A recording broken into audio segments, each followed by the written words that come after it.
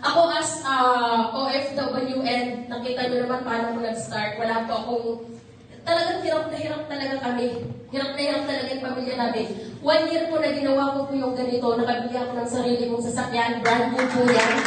Ayan. So, diba, 6 years na OFW po ako, kahit gulong ng sasakyan, hindi ko nabili.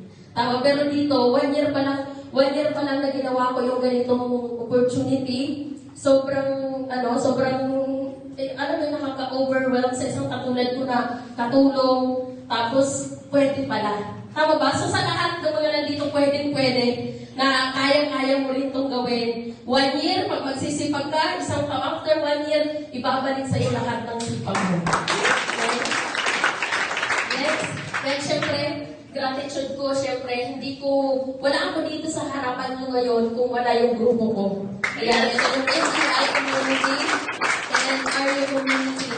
3 years and 6 months ko na po ginagawa yung ganitong opportunity, and nakabuild na po kami under sa community ko, nasa 90 hour o kumbaga full-time ginagawa yung opportunity na po. From the start na nagsimula ako na walang alam, hindi marunong magsalita, mahiyain.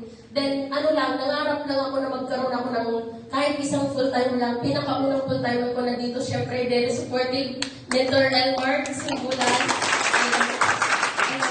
At syempre, kay SP, Dexter Caprete, and sa lahat ng mga under ko na nandito. Thank you so much sa pag-support.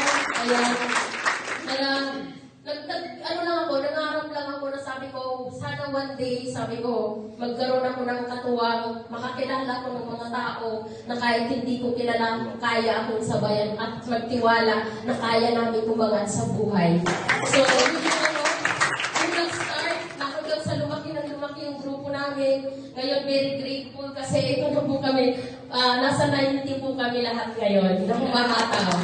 Ayan, so, sobrang ganda kasi ang dami nasa 3 years time na ginawa ko to, 7 na yung nagkasasakyan under sa community ko. At marami ko yan sa sunod. Okay. So next ay wala.